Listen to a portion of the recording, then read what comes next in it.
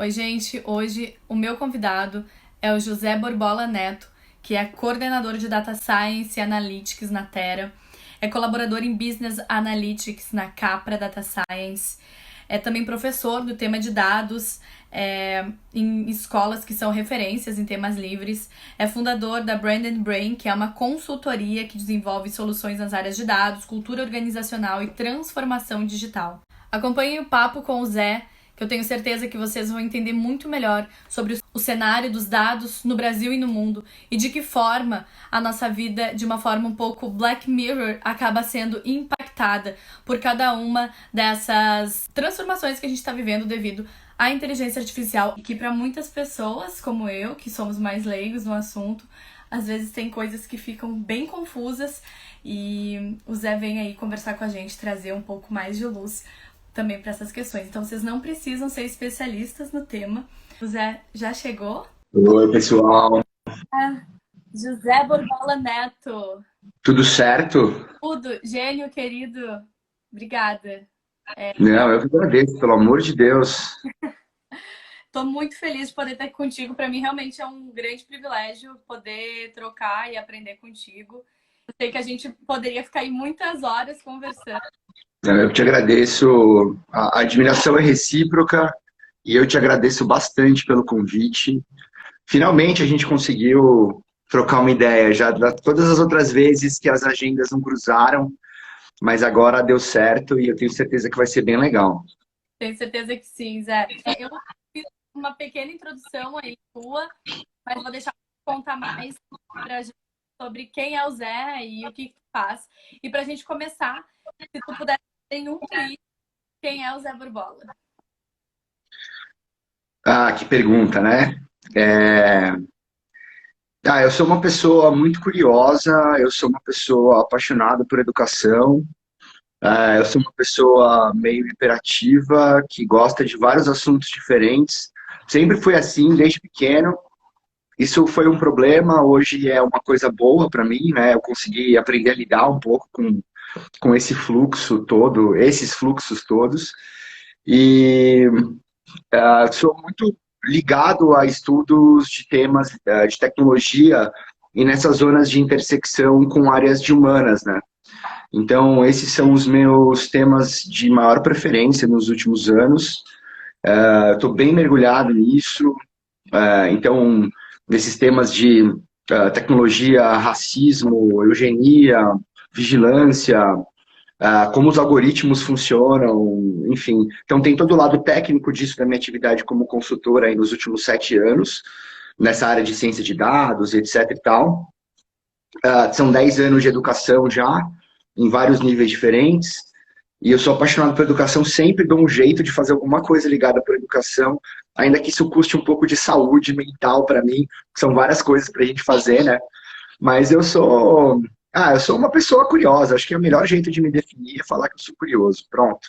Eu acho que a curiosidade, ela nos abre muita oportunidade de transformar o mundo, né? Também se coloca muito aberto para escutar. Ela tá muito nesse lugar onde tu tá tão disposto a trocar, que tu te permite ensinar, porque tu aprende muito do que tu ensina, né?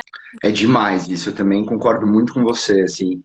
Acho que muito mais do que sei lá, poder falar sobre um determinado assunto, acho que poder trocar sobre vários assuntos é muito mais incrível.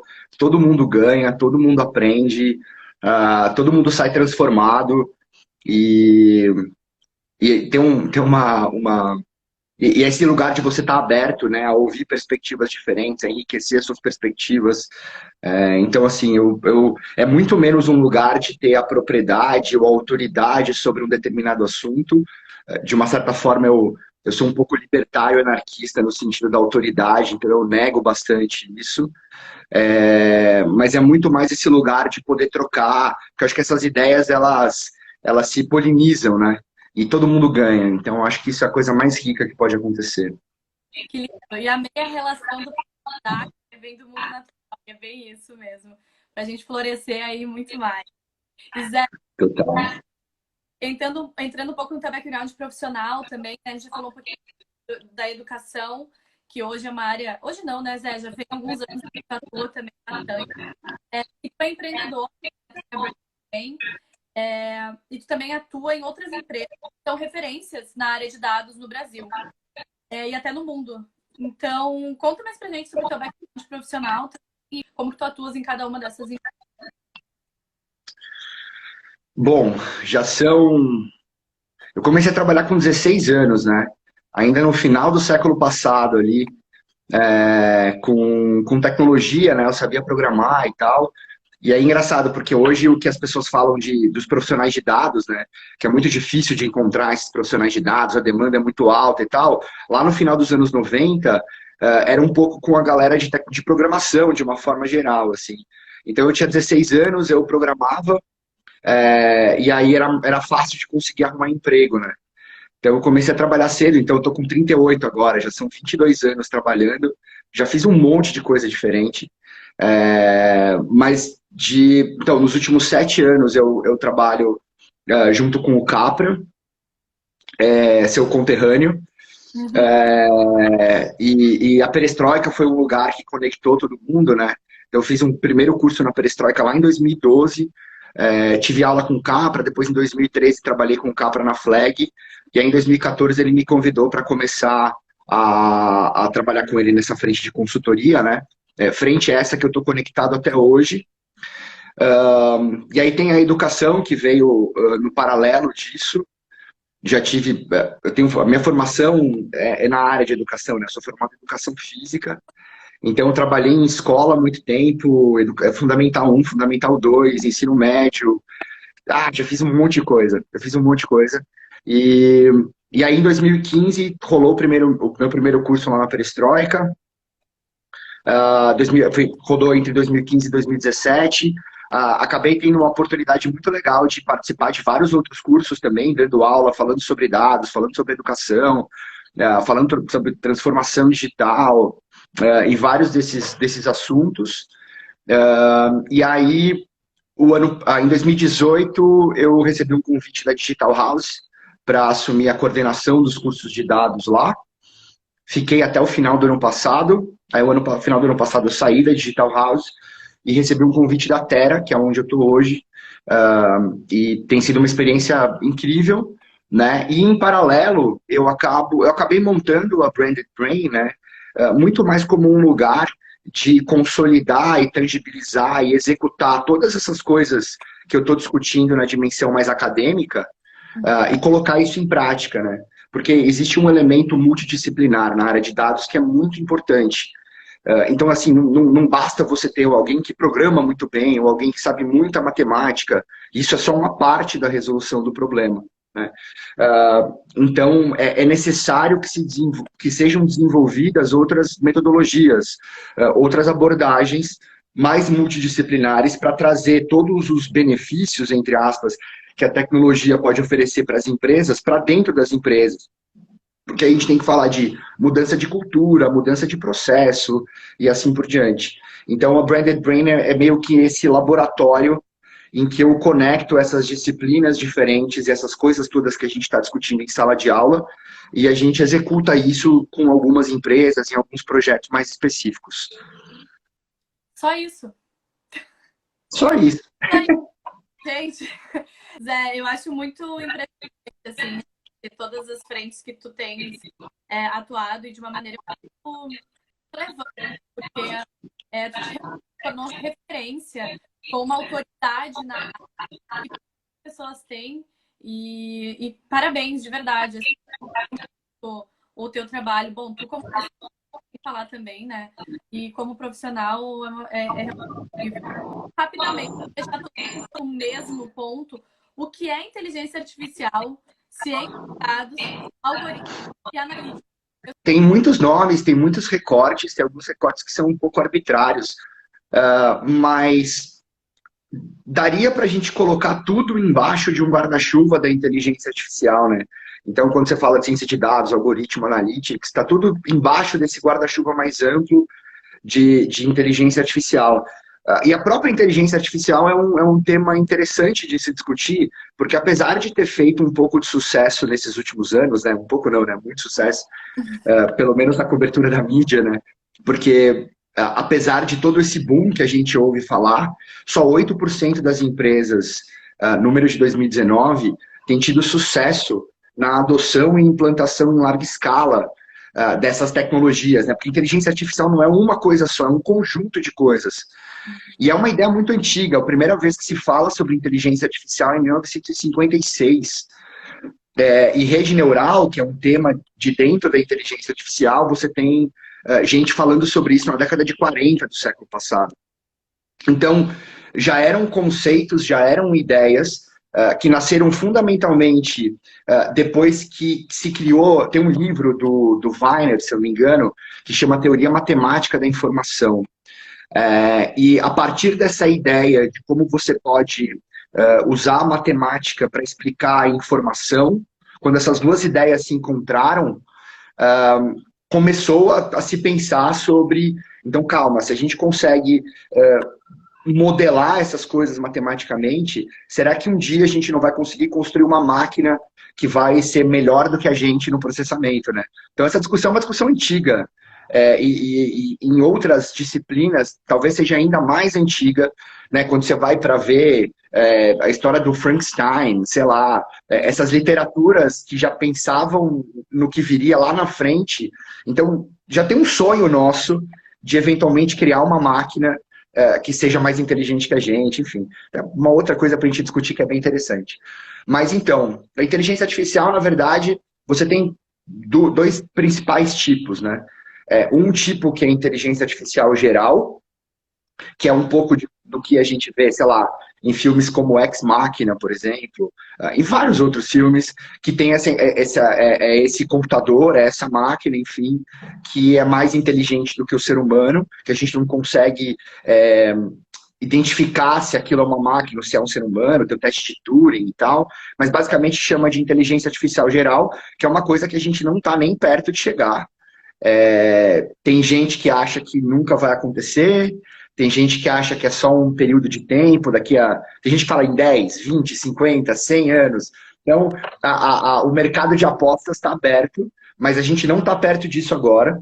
O que a gente tem hoje é a utilização de técnicas e tecnologias e aplicações de inteligência artificial para resolver problemas específicos.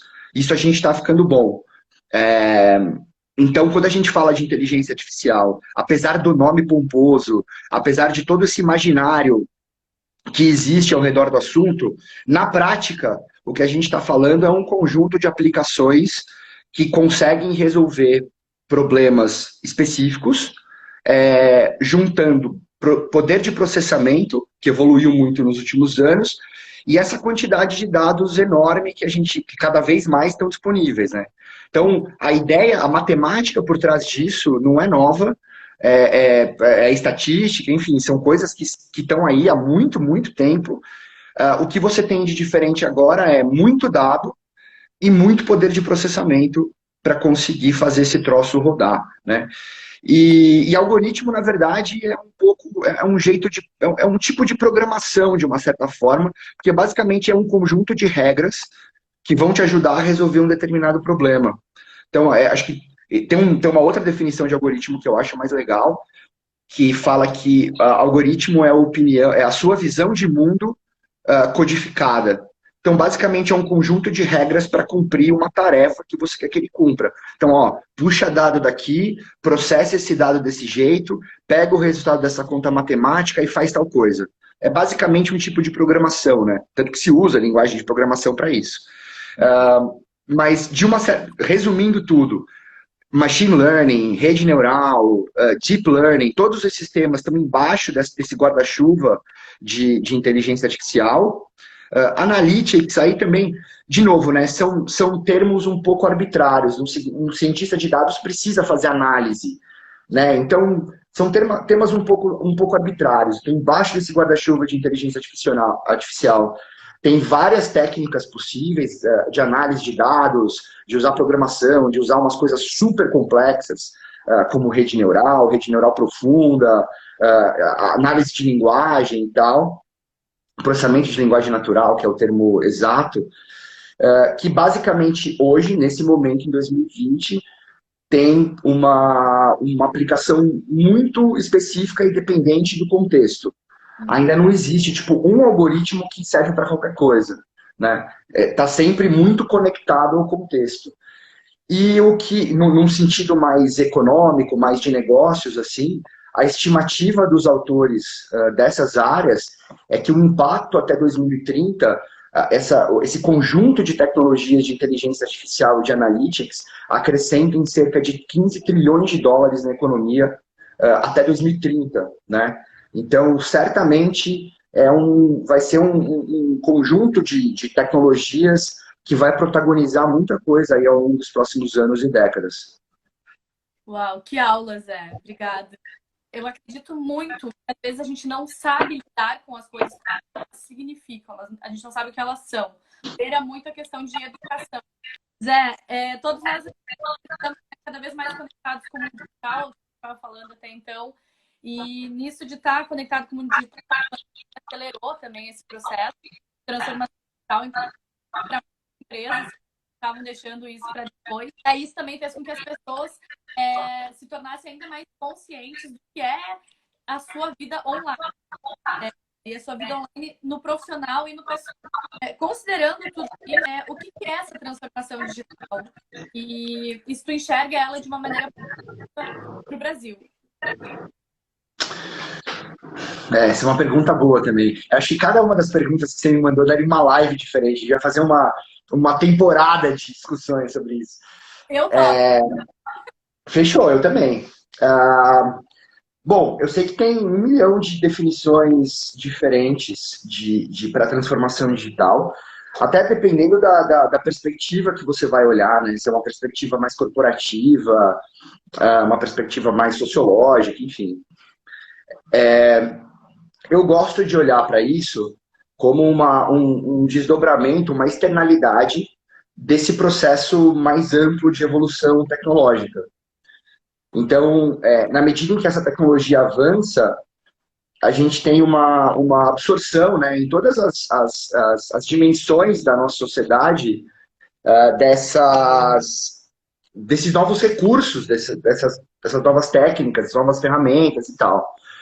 Eu acho que transformação digital, de alguma forma, descreve esse processo de adoção dessas coisas novas, não só o processo de adoção e utilização, mas também toda a mudança de comportamento e das dinâmicas de todas as relações, né? E cada vez mais as nossas relações estão mediadas por esses novos recursos, por esses novos dispositivos e tal. Então, não dá para conceber uma ferramenta de uma maneira isolada da relação que ela estabelece com nós, seres humanos. Porque se essa ferramenta muda meu comportamento, então eu não posso pensar nela separado disso, né? O que para mim é um equívoco muito grande da maior parte dos fóruns em que se discute transformação digital ou novidades tecnológicas, dados também, né? Inteligência artificial, ciência de dados e tal. Para todo mundo, todos esses temas, em geral, eles são abordados a partir de uma visão muito equivocada, muito míope na minha opinião, porque tratam desses assuntos como se fossem ferramentas, né? Então, bastaria uma empresa comprar o computador mais novo, o banco de dados mais rápido, seja lá o que for, e colocar essa ferramenta nova ali à disposição e esperar a mágica acontecer. E tem coisas engraçadas, né? Eu acho que isso se reflete, por exemplo, numa discussão que a gente tinha ainda no final dos anos 90, comecinho dos anos 2000, sobre como o computador mudaria a educação. Então, se falava muito nesses fóruns de discussão em educação, naquela métrica mágica do um computador por aluno. Então, quando tivermos um computador por aluno, tudo vai mudar. Ou trazendo esse mesmo raciocínio para a gente falar sobre o efeito da internet. Então, de novo, né, principalmente no final dos anos 90, primeira década do século XXI, a gente tem uma visão muito, muito utópica de tudo que a internet vai trazer de bom. Porque quando todo mundo tiver acesso à informação, as pessoas vão se educar, as pessoas vão saber o que fazer, as pessoas vão tomar melhores decisões, né? Então, eu acho que e aí acontece tudo o que está acontecendo, E aí a gente vai falar, não, mas o Facebook é o culpado é o fulano de tal. Então é muito engraçado, a gente projeta toda uma expectativa, e aqui cabe até uma discussão mais psicanalítica, até, sabe? A gente projeta toda uma expectativa num movimento mais amplo, um movimento difuso, é, e aí, quando aquilo não realiza a expectativa que a gente projetou, a gente põe a culpa ali. Então, não faz sentido. Para mim, é uma discussão muito reducionista, muito míope, muito equivocada, tratar o avanço tecnológico como ferramentas melhores. Né? Eu acho que tem uma relação que a gente está isolando. Né? Então, a gente está pegando uma coisa que ela está interconectada, e você que trabalha com biomimética, deve ser um dos seus principais pontos de discussão é justamente falar da relação entre as coisas, de interdependência, de feedback, de loops, né? Feedback loops e tal. Então, a gente perdeu essa visão sistêmica e holística das coisas. A gente analisa as coisas de maneira totalmente isolada do contexto, e isso nos faz cometer equívocos absurdos, né? E num contexto de transformação digital, para voltar para o tema original, né, eu fiz uma digressão meio ampla aqui, mas dentro desse contexto de transformação digital, essa visão equivocada ela é responsável por uma série de problemas. Né? Essa visão equivocada é responsável pela maneira como a gente está encarando as mídias sociais hoje e a sua influência na sociedade. Essa visão equivocada ela tem a ver com a maneira como a gente não sabe lidar com essa história de fake news. Essa visão equivocada, ela tem a ver com o insucesso das empresas nesse processo de transformação digital, porque se só 8% em 2019, até 2019 tiveram sucesso na adoção das tecnologias de dados, só 16% tiveram sucesso na condução de transformações digitais. Então, mesmo transformação digital, que é um tema que nos parece mais antigo, são só 16%, né? Então é muito pouco, perto de tudo que se fala, né? O buzz é tão maior do que o sucesso real das coisas, que acho que às vezes a gente perde um pouco a medida da realidade, assim. Uhum. É exatamente. Eu acho que entra no momento que nem as pessoas, eu como engenheira, né, escuto muito falar sobre indústria 4.0, a gente não tem 4.0 no Brasil. Ponto. Transformação digital. Nossa, já mas a gente ainda não entendeu direito como fazer isso de uma maneira sistêmica. E aí, sim, esse viés sistêmico, que é algo que você trouxe, que é a natureza, né? A ciência da natureza, entender a ciência, entender o sistema, e que também da ciência dos dados, né? Entender que os fractais formam um todo. Eu acho que esse modelo de pensamento é algo também que precisa ser trabalhado em escolas, quando a gente fala de formação de, né, Zé? Eu acho que hoje a gente vem com uma educação que não reflete, talvez, os conceitos e o que precisa de fato ser possa construir transformações que a gente vê tanto tecnológicas quanto digitais. Pelo menos é a forma que eu entendo hoje o cenário, assim, né?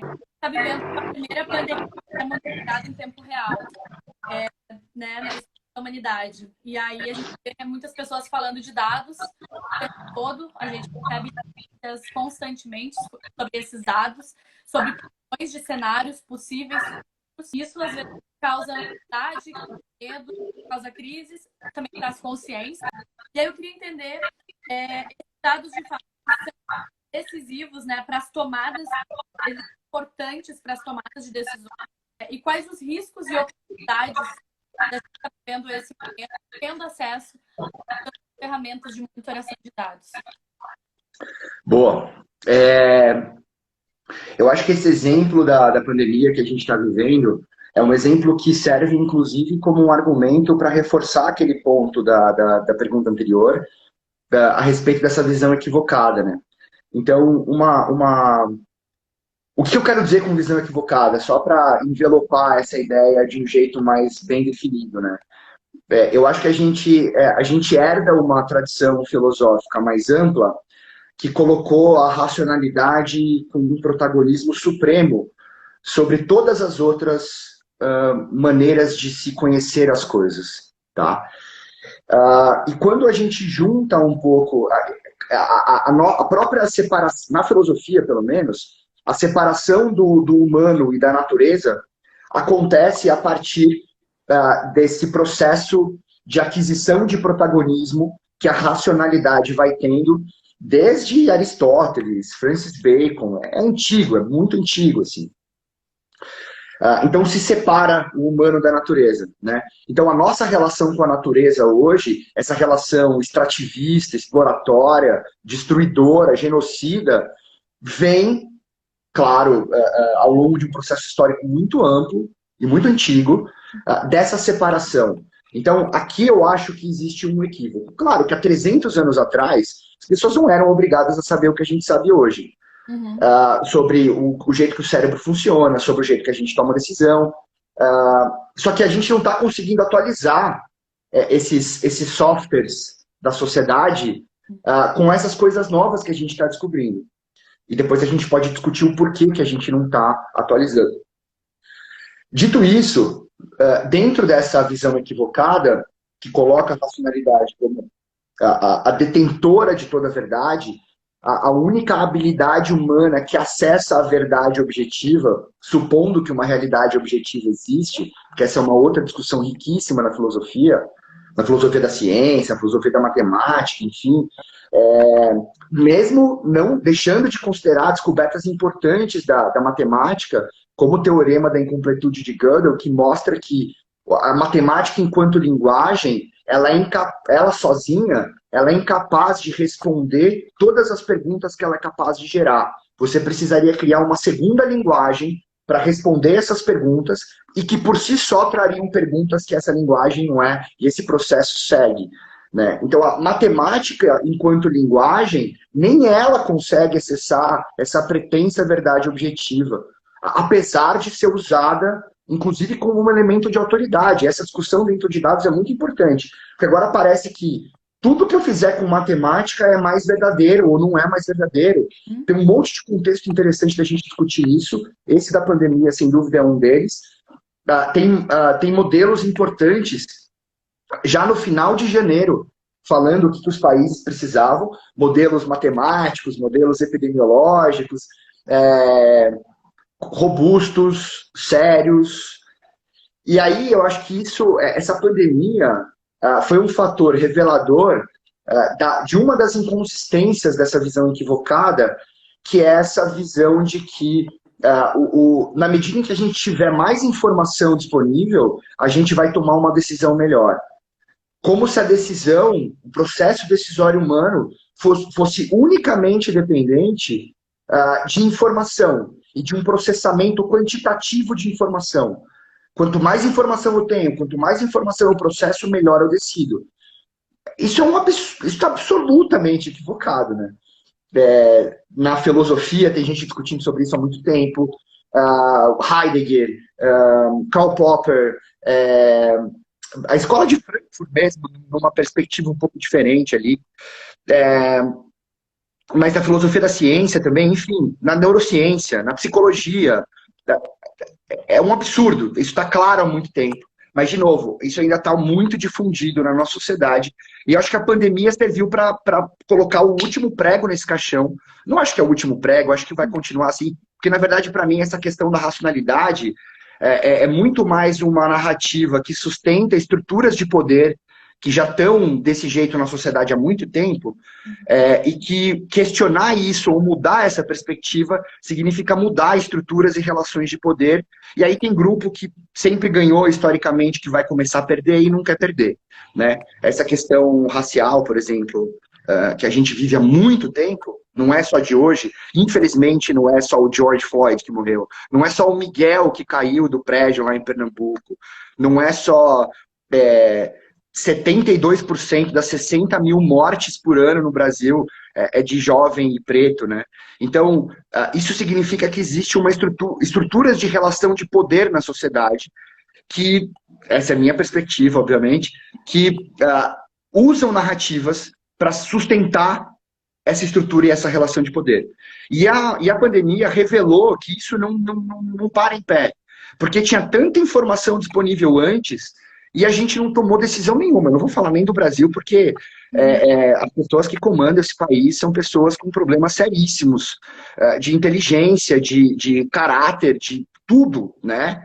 É, mas ainda assim, com tanta coisa disponível, com tanta informação disponível, com tantos modelos disponíveis, a gente não foi capaz de tomar uma decisão correta. Aqui nos Estados Unidos, em vários outros lugares, tá? Tem lugares que tomaram decisões corretas. Infelizmente, vários lugares, países gigantes, não foram capazes de fazer isso.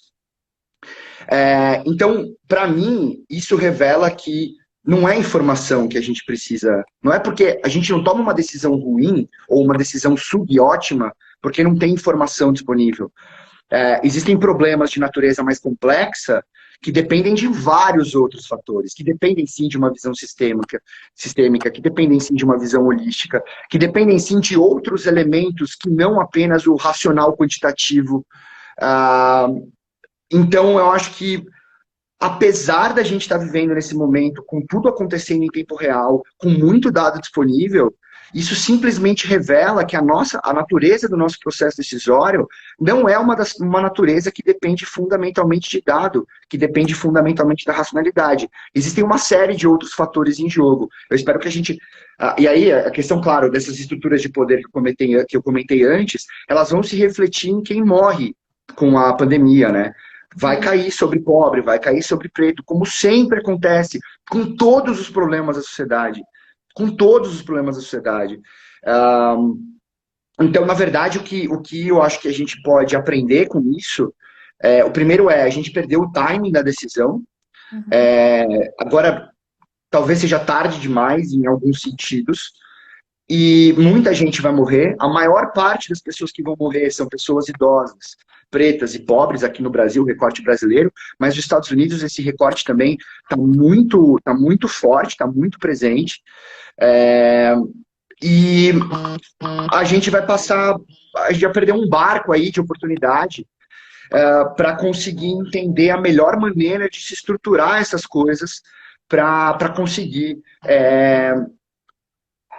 arquitetar uma maneira de se tomar decisão que leve em consideração todos os pontos importantes, né? E que a gente não use de uma maneira interesseira, de uma maneira oportunista, de uma maneira circunstancial, um ou outro elemento recortado para falar sobre um tipo de ação que a gente precisa fazer ou não. Então a gente está vivendo um paradoxo, na minha opinião, para concluir a minha resposta, que eu tenho muita tecnologia, muito dado disponível, o que, nessa visão tradicional, seria o pré-requisito único para que a gente tomasse as decisões mais corretas possíveis, e, ao mesmo tempo, a gente está tomando as decisões mais humanas possíveis, né? Humanas na sua imperfeição, assim. Então, eu acho que é uma oportunidade muito boa para a gente conseguir quebrar esse feitiço dessa visão puramente racional desse processo decisório e de entender que a natureza humana é muito mais complexa do que isso e que tem muita coisa para a gente fazer e não só ter dado e tecnologia para que a gente consiga tomar melhores decisões. Isso vale para o país, isso vale para uma empresa, tá? Nesse sentido, eu concordo com a sua observação anterior de que existe um elemento fractal na realidade e que esses padrões se repetem do macro para o micro, né? Então, a gente está vendo isso no sentido de um país, né? De um presidente, do seu time ali, de ministros e pessoas, enfim, mas esse mesmo jeito de pensar se transporta para a empresa, porque, para mim, existe esse elemento fractal da realidade que a gente precisa considerar. Uau, Zé. Depois de cada fala tua, eu precisaria de pelo menos uma meia hora para conseguir processar todas as informações. O meu HD interno aqui fica girando, sabe, carregando. É muito importante esses pontos e ouvir de ti isso, que a tecnologia precisa estar associada a outras questões humanas, holísticas, sistêmicas, e não somente a gente olhar friamente, né, os dados, portar todos os impactos que eles mostrando e que vem através de informações, enfim, pontuais que a gente vai colher para dar aí uma resposta. Eu acho que quando a gente começa a ter essa noção, essa visão, também é muito transformador. Eu te escutando tanto no teu TEDx, que eu tive a honra de compartilhar o TEDx ao lado da Terra, tanto na tua fala do TEDx, sobre manipulação e outros vídeos teus que eu acabei assistindo. Fiquei muito intrigada com um ponto realmente relacionado à sociedade, à manipulação, à questão de segurança dos dados, porque eu achei muito interessante a frase que tu trouxe, Zé, que é quanto da minha liberdade troca da minha segurança. Isso reverberou muito para mim. Eu dou meus dados, né, para eu poder ser monitorada, controlada, mas eu me sinto segura, porém menos liberdade eu tenho. Isso ficou. Não sei se tu poderia trazer um pouco mais sobre esse real pra gente. Eu acho que esse é um dos principais pontos que eu venho estudando aí nos últimos tempos. Tô falando que tá com um pouquinho de eco, se daria pra gente usar fone. Vou tentar aqui. Vamos lá. Essa discussão sobre segurança e liberdade é uma discussão muito antiga. Tá na gênese da concepção do Estado moderno. Então, se você voltar lá no livro Leviatã, do Thomas Hobbes, de, sei lá, 300, 400 anos atrás, essa discussão já acontecia, né? Então, quando a gente concebeu esse desenho de Estado nacional, como a gente tem hoje, que se consolida ali no final do século XIX, na segunda metade do século XIX para frente, apesar de vir sendo discutido já há bastante tempo, a gente entende que é o seguinte, em linhas gerais, o estado natural do ser humano, pré-sociedade, pré-estado, é o estado da guerra de todos contra todos. Então, esses pensadores de outras épocas, eles olhavam para o nosso estado natural e eles pensavam assim, alguns falavam, era o caos completo, era o terror completo, você podia morrer a qualquer momento, e outros, como é o caso do Rousseau, por exemplo, falavam do bom selvagem. Então, a nossa própria concepção dos povos nativos aqui da América, muita dessa concepção que depois é carregada para a Europa e tal, tem um pouco de influência dessa visão do bom selvagem do Rousseau, né? Como esse humano em estado natural, dessa pureza natural, enfim. Então, você tinha visões que competiam.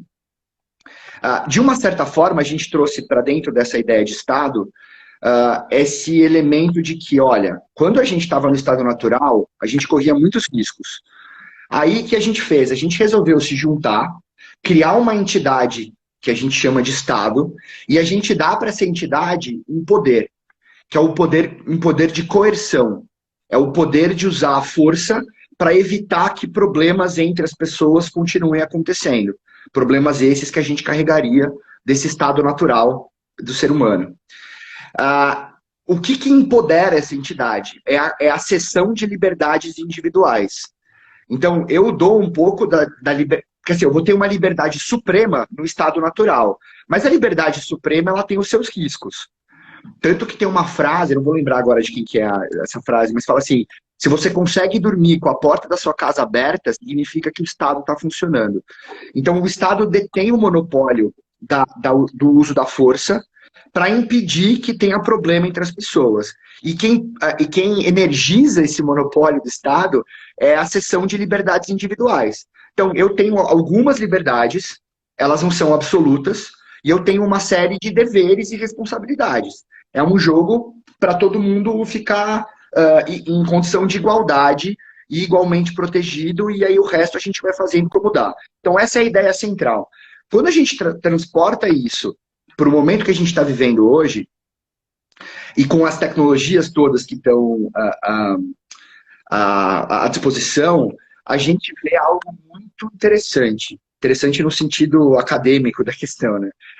Não é interessante para quem anda na rua e pode ser morto a qualquer momento, né? Especialmente preto e pobre, que é o alvo preferido de polícia e tal.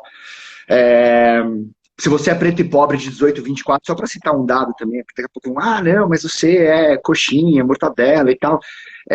Se você é preto e pobre de 18, 24 anos, você tem uma chance muito maior, estatisticamente falando, de ser morto pela polícia do que morrer em virtude de qualquer outro tipo de problema de violência urbana, por exemplo.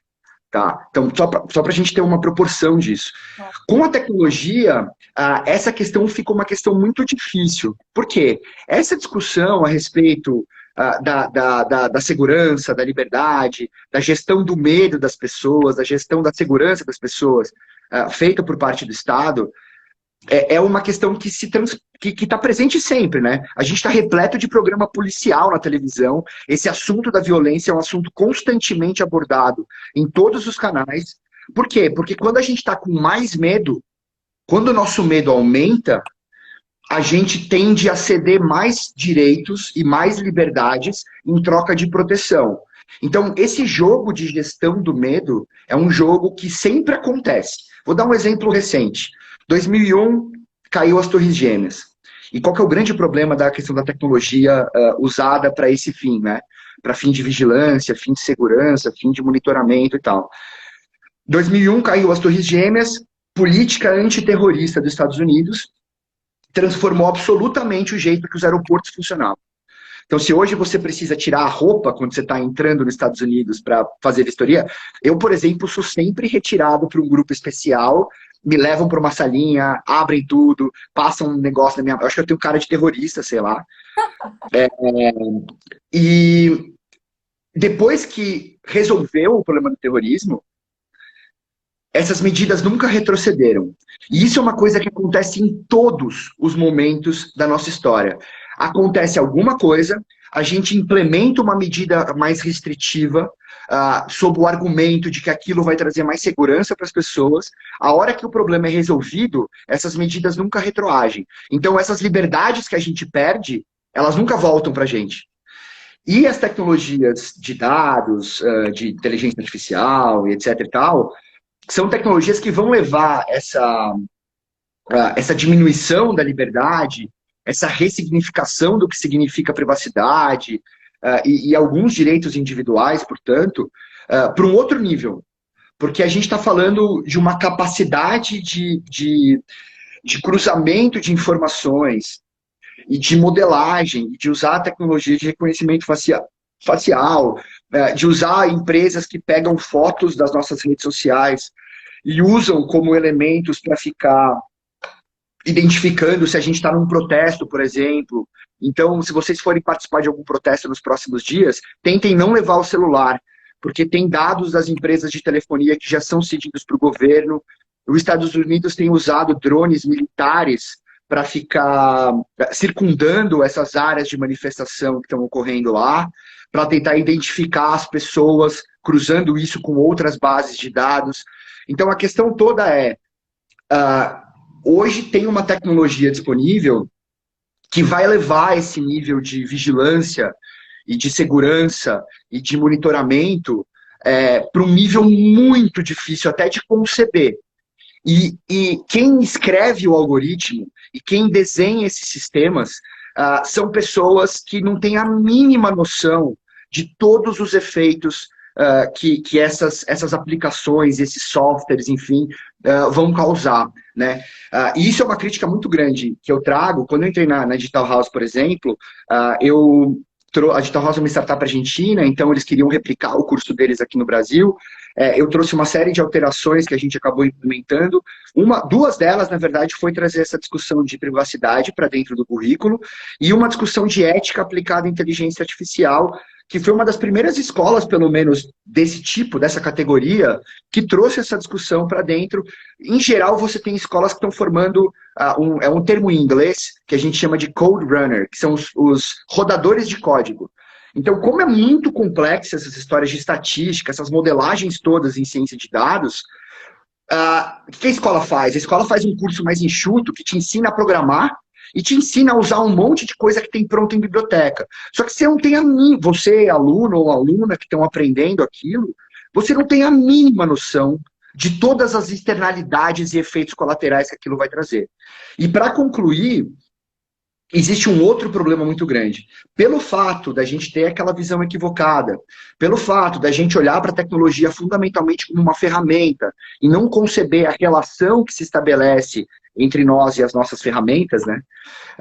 Olhar para como se fosse duas coisas isoladas, sem contexto, sem relação, sem interdependência. A gente está pegando... O que acontece é o seguinte, a gente tem todo um sistema de funcionamento em operação na sociedade hoje, no que diz respeito a como a gente criminaliza alguma coisa. Então, muita gente talvez não saiba, mas o nosso sistema penal, aqui no Brasil principalmente, é um sistema penal influenciado por um cara chamado Cesare Lombroso, um italiano, um cara que era tudo, um antropólogo, médico, estudava, blá, blá, blá, blá, blá, só que ele é um cara profundamente eugenista, que tem um contexto histórico no final do século XIX, no começo do século XX, para explicar o porquê que esse movimento eugenista aconteceu nos lugares e tal.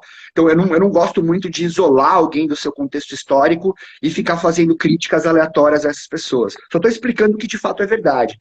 E o brasileiro que se inspirou nesse cara para criar as regras do nosso sistema penal, que é da década de 40, a gente tem uma estrutura muito perigosa nesse sistema penal, que tem, por exemplo, se você, Giane, está andando numa favela aí em Porto Alegre.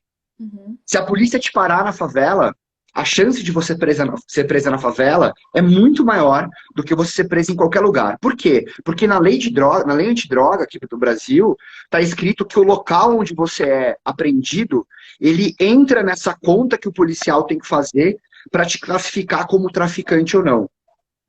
Então, você quer alguma coisa mais segregacionista do que isso, né? Então, assim, entenda como a redação da lei serviu como elemento central para a gente criar esse imaginário coletivo de que favela é sinônimo de tráfico e de crime, pela redação da lei.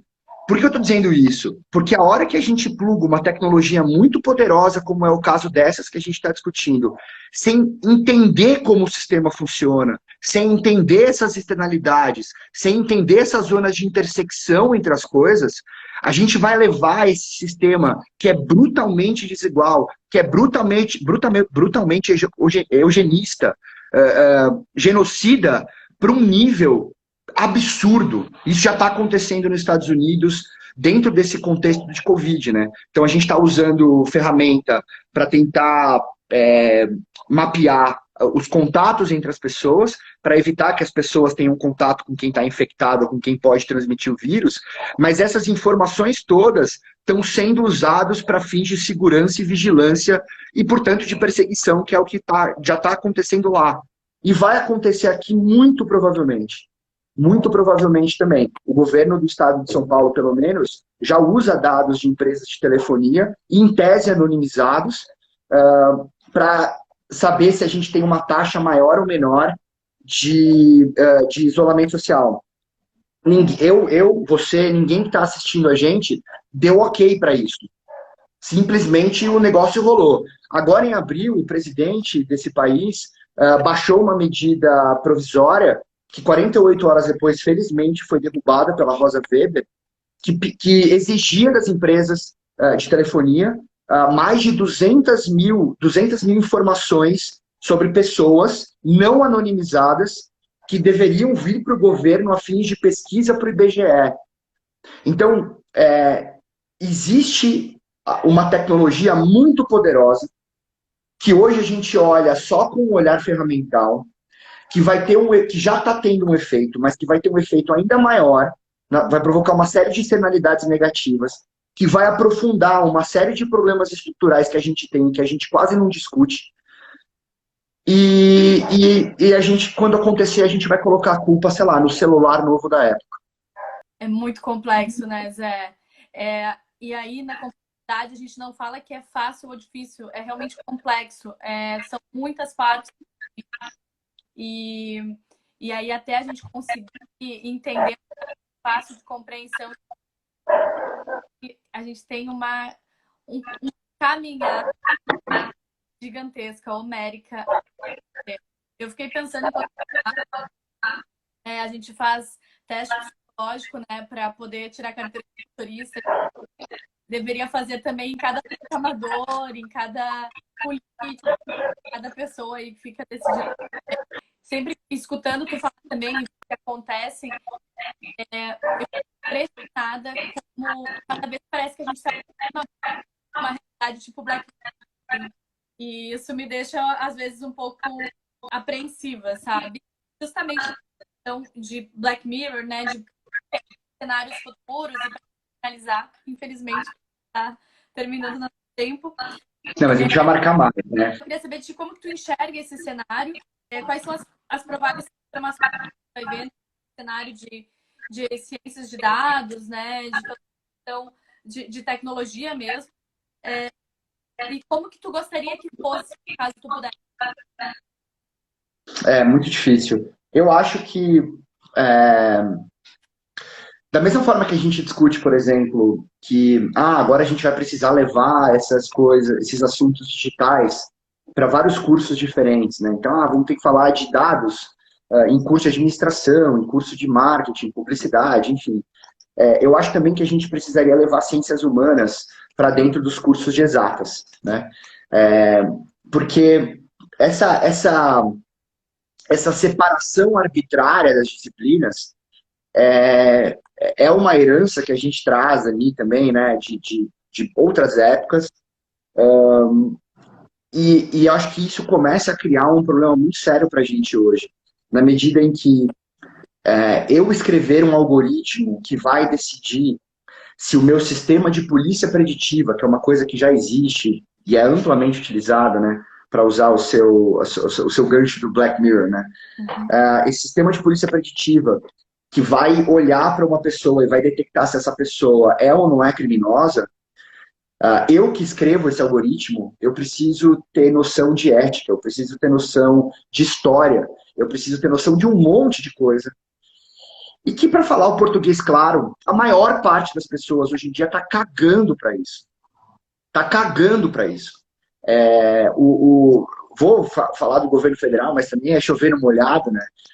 O sucateamento das humanas aqui no Brasil, sob esse pretexto escroto de discussão ideológica e tal, kit gay, essas excrescências que são faladas, o Brasil vai perder, as chances são muito grandes da gente perder vagões importantes desse processo de evolução tecnológica dentro dessas áreas de dados que vão ser áreas muito protagonistas na economia nas próximas décadas, né?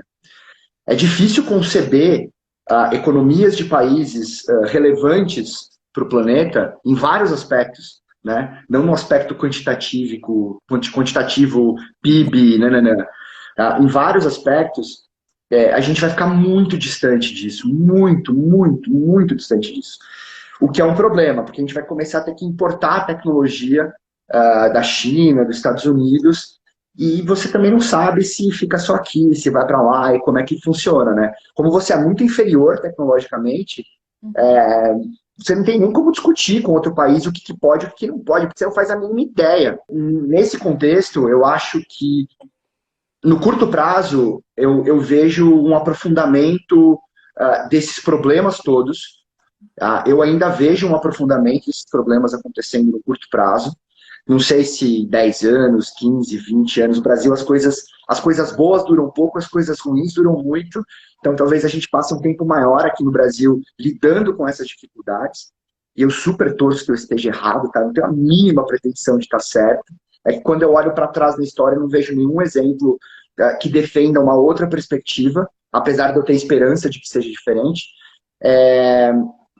E é importante que a gente tenha uma entidade de natureza mais social, assim, que vários personagens da esfera civil da sociedade possam participar de análises e de olhares críticos e de uma série de outras coisas desses grandes algoritmos que cada vez mais vão definir como a nossa vida funciona.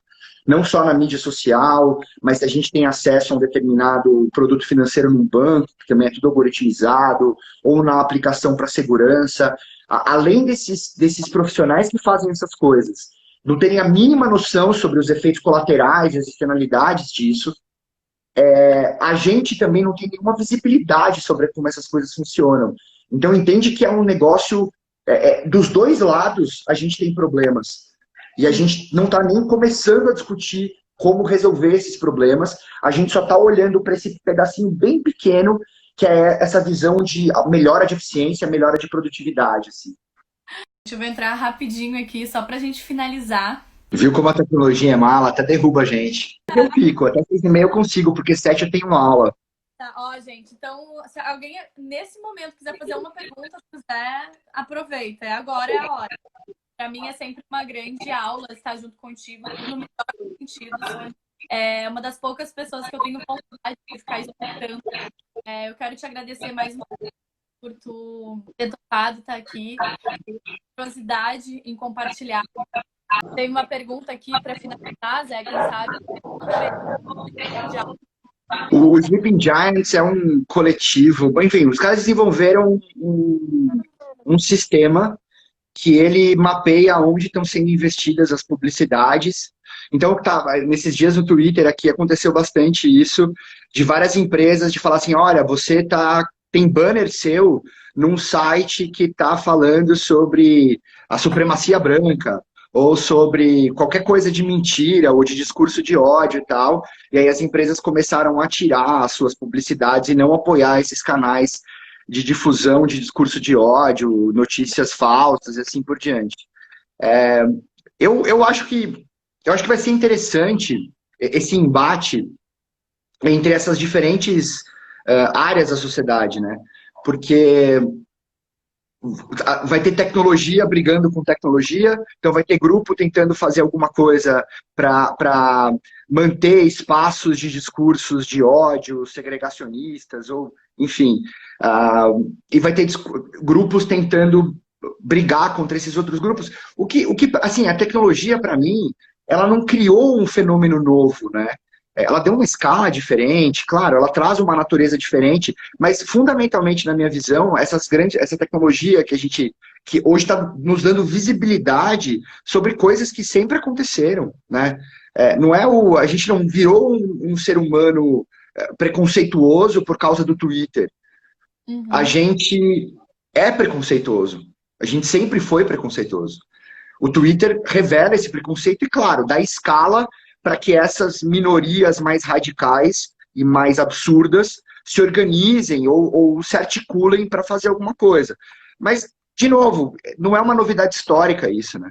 Uhum. Então, na minha visão, e eu caio num lugar comum, porque para mim essa questão é uma questão muito central, enquanto a gente não transformar radicalmente a educação e de como a gente vai alfabetizar essas pessoas nesse mundo cada vez mais repleto de algoritmos, dispositivos móveis, coisas que captam informação sobre a nossa vida e sobre o nosso comportamento, enquanto as pessoas não estiverem muito mais educadas e letradas a respeito dessa nova realidade, né? Vai ficar assim, a escola hoje faz a mesma coisa de quando a gente estudou. Eu sou mais velho que você, claro, mas quando eu estudei lá no final, sei lá, nos anos 90, eu dei aula agora, há 15 anos atrás, numa escola, e eram as coisas muito parecidas, assim.